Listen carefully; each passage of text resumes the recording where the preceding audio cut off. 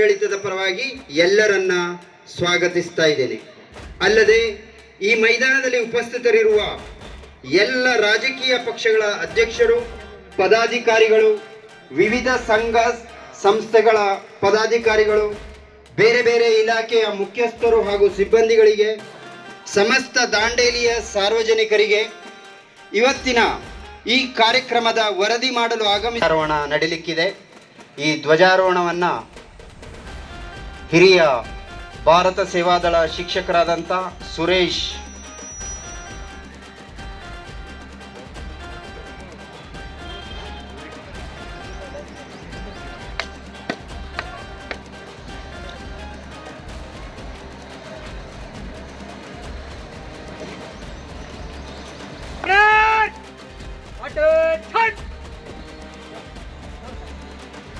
ಧ್ವಜಾರೋಹಣಕ್ಕಾಗಿ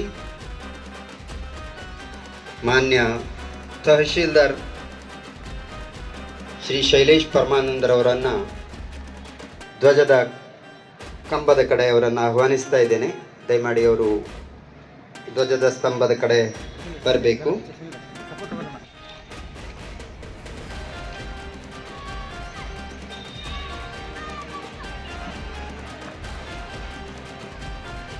Parade Southern.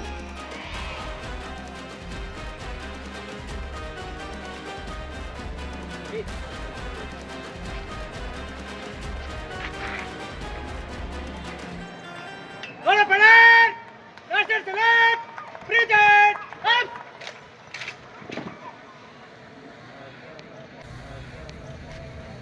Hey.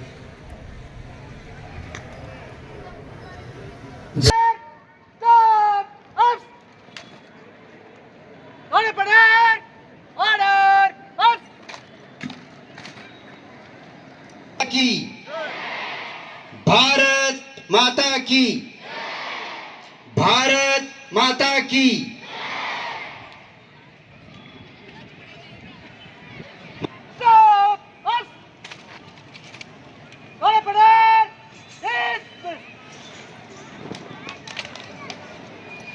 ಎಲ್ಲ ಅತಿಥಿ ಮಹೋದಯರನ್ನು ಆಹ್ವಾನಿಸ್ತಾ ಇದ್ದೇನೆ.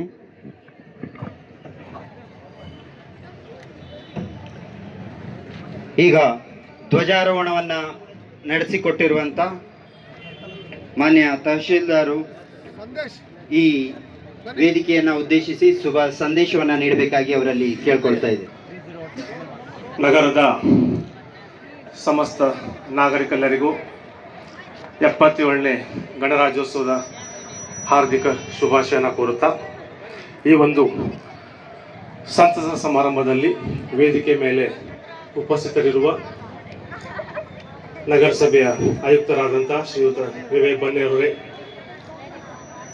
ಪೊಲೀಸ್ ಉಪಾಧೀಕ್ಷರಾದಂಥ ಶ್ರೀ ಶಿವಾನಂದ್ ಮದಕಂಡಿಯವರೇ, ತಾಲೂಕ್ ಪಂಚಾಯತ್ ಕಾರ್ಯನಿರ್ವಹಣಾಧಿಕಾರಿಗಳಾದಂಥ ಶ್ರೀ ಟಿ ಸಿ ಹಾದಿಮಂದಿರವರೇ, ಕನ್ನಡ ಸಾಹಿತ್ಯ ಪರಿಷತ್ತಿನ ಜಿಲ್ಲಾಧ್ಯಕ್ಷರಾದಂಥ ಶ್ರೀ ಬಿ ಎನ್ ವಾಸರವರೇ, ಪಂಚ ಗ್ಯಾರಂಟಿ ಅಧ್ಯಕ್ಷರಾದಂಥ ಶ್ರೀ ರಿಯಾಜ್ ಸೈಯದ್ ಅವರೇ, ನೆರೆದಂಥ ಎಲ್ಲ ಗಣ್ಯರೇ, ವಿವಿಧ ರಾಜಕೀಯ ಜನಪ್ರತಿನಿಧಿಗಳೇ, ಶಿಕ್ಷಕರೇ, ಮಾಜಿ ಸೈನಿಕರೇ, ಪತ್ರಕರ್ತರೇ,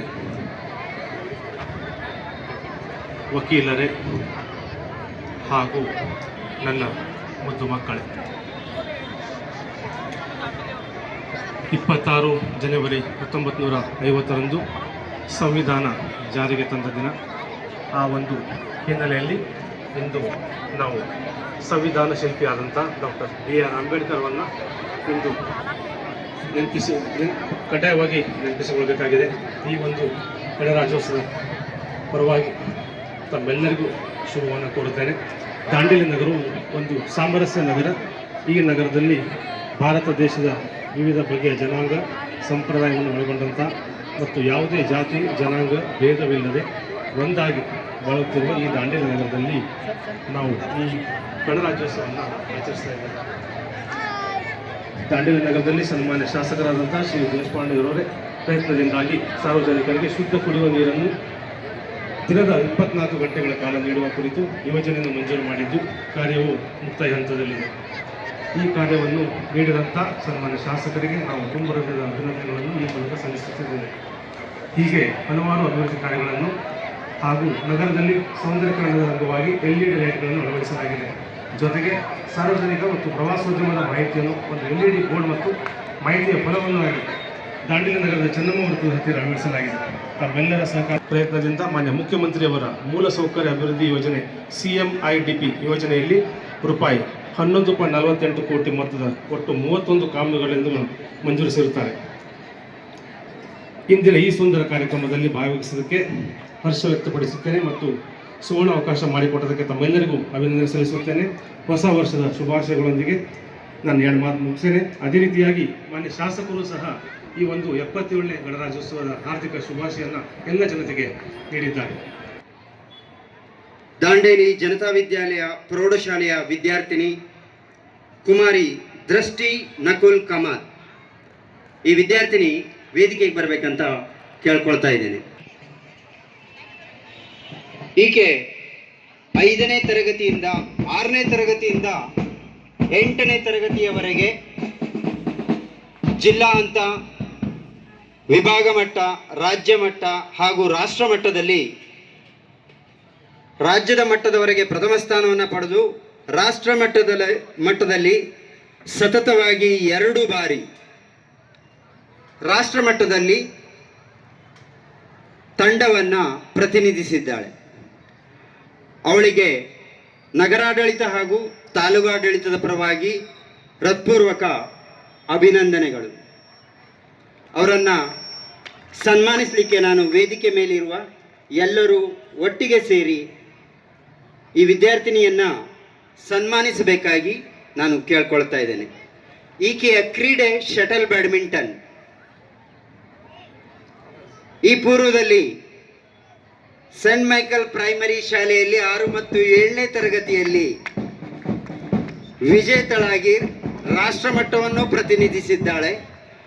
ಸದ್ಯ ಜನತಾ ವಿದ್ಯಾಲಯ ಪ್ರೌಢಶಾಲೆಯಲ್ಲಿ 8ನೇ ತರಗತಿಯನ್ನು ಕಲಿಯುತ್ತಿದ್ದು 14 ವರ್ಷ ವಯೋಮಿತಿ ಒಳಗಿನ ಶಟಲ್ ಬ್ಯಾಡ್ಮಿಂಟನ್ ಪಂದ್ಯಾವಳಿಯಲ್ಲಿ ರಾಷ್ಟ್ರ ಮಟ್ಟವನ್ನು ಪ್ರತಿನಿಧಿಸುತ್ತಿದ್ದಾಳೆ.